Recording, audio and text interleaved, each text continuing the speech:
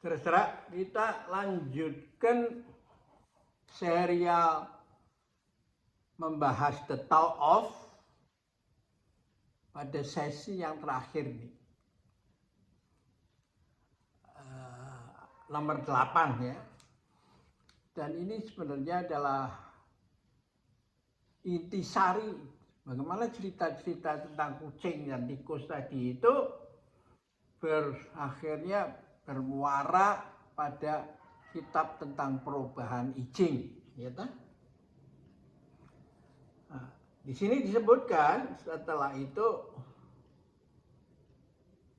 kita bicara tentang bagaimana sekarang mendidik manusia seperti kucing yang ahli dalam menangkap tikus itu, ya kan? Ditulis begini, dalam buku tentang perubahan I Ching dan juga dalam Tao Te Ching disebut sebagai berikut. Ada sesuatu di dalam tak berpikir, not thinking, tak berbuat, not doing, diam mutlak dan tidak bergerak. Tapi dia merasa, dan bila dia bergerak, maka dia akan mengalir melalui apa saja, kemana-mana. Ya. Saya ulangi lagi, ini pentingnya di sini nih. Kalau Anda tidak ngerti ini, maka Anda membahas Wu Wei, seni memimpin Wu Wei itu belum sampai kepada sumsumnya itu. Dalam buku tentang perubahan I Ching dan Tao Te Ching disebutkan sebagai berikut. I Ching itu 3000 tahun sebelum Masehi, Tao Te Ching itu dari Lao Tzu itu hidup kira-kira 550 tahun sebelum Masehi, itu disebutkan begini, ada sesuatu di dalam tak berpikir, no thinking, tidak berbuat, no doing, dia mutlak dan tidak bergerak. Tapi dia merasa, dan bila dia bergerak, maka dia akan mengalir melalui apa saja kemana-mana. Nah, di dalam Tai Chi itu tidak bergerak itu ya dia mengembangkan energi mendengar itu, ya. Hearing, just hearing, bukan listening, tapi just hearing itu lebih tinggi daripada listening. Listening itu konsentrasi berpusat. Kalau ada 10 alternatif, Anda memusatkan diri pada satu. Tapi yang 9 menggoda, yaitu ketika yang satu itu Anda lelah, letih, yang 9 seperti banjir masuk ke dalam pusat pemikiran perhatian Anda, dan Anda menjadi kacau balau. Tapi kalau yang disebut no thinking dan no doing, maka dia akan bisa menebak atau mendeteksi ke arah mana lawan kita akan bergerak. Ini yang di bahasa Jawa disebut weruh sadurunge winarah gitu, ya toh. Nah, disebut gitu. Maka orang itu sudah dekat dengan jalan alam Tao.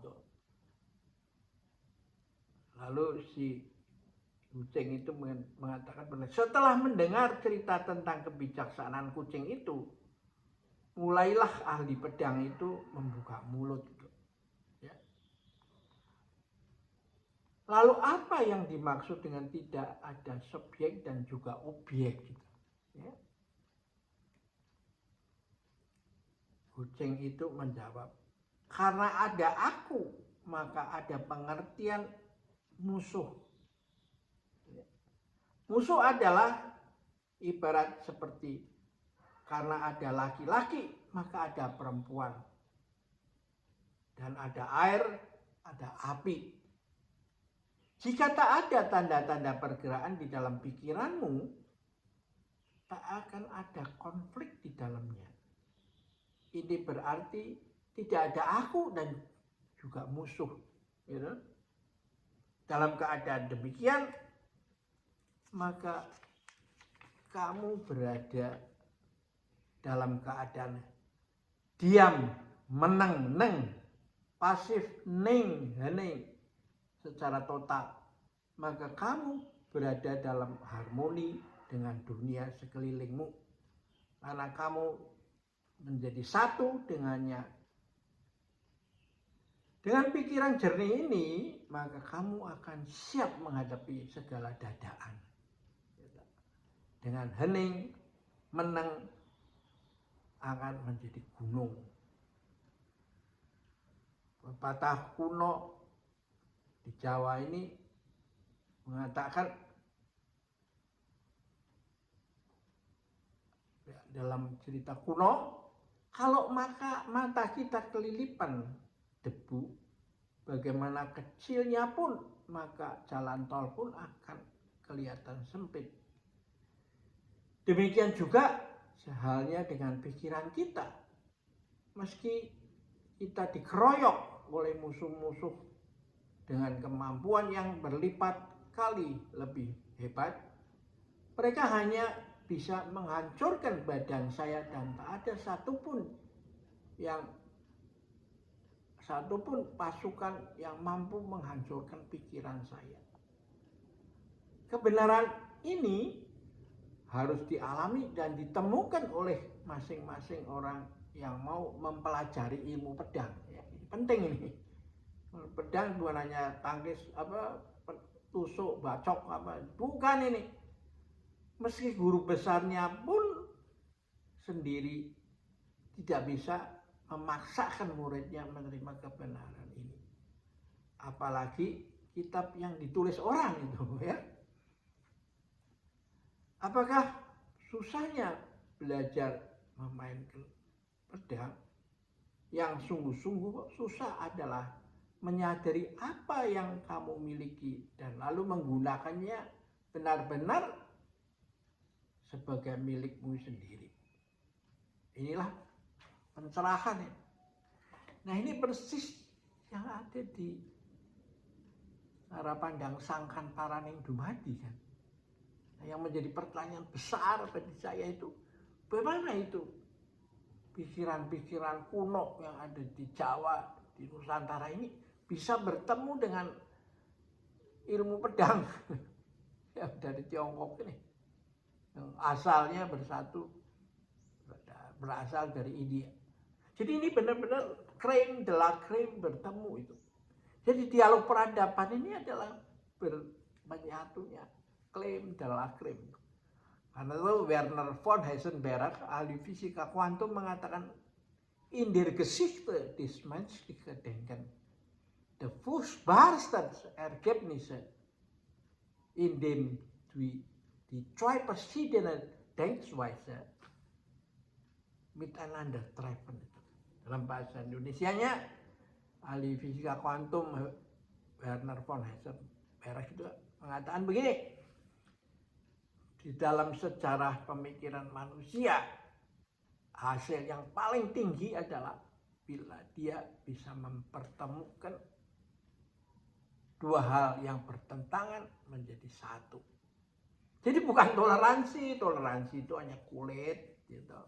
Itu kalau nanti pada waktu pembagian harta, kekuasaan nggak puas ya akhirnya rame lagi ya, seperti kita dalam pemilu 2024 ini yang hasilnya sudah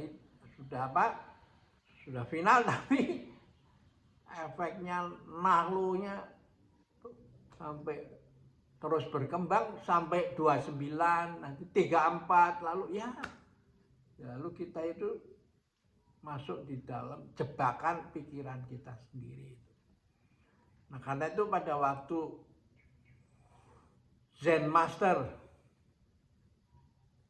penerus Bodhidharma di Tiongkok, Shaolin situ, tanya, guru ini tahun 600-an ya, kira-kira ya. Siapa itu sebenarnya Buddha? Dia menjawab, your mind is Buddha. Kendalikan pikiranmu, karena akan berubah dengan menjadi perkataan, lalu perbuatan, kebiasaan, dan akhirnya karakter. Jadi konsepnya sudah meloncat dari ketika ditanya siapa Buddha, ya itu yang dia bisa melindungi kita, memberi kita berkah, panjang umur, ya, murah rezeki, apa sesuatu cara beragama yang ya begitulah, begitu aja. Nah ini pengaruh Tiongkok menarik karena Lao Tzu mengatakan setiap hari satu langkah, meskipun perjalanan masih ribuan li, dan Anda bisa masuk ke surga, neraka, nirwana, atau seperti nyamuk, kecoa, gitu, lalat, gitu. Ya begitu aja hidupnya, ya terserah pada Anda masing-masing.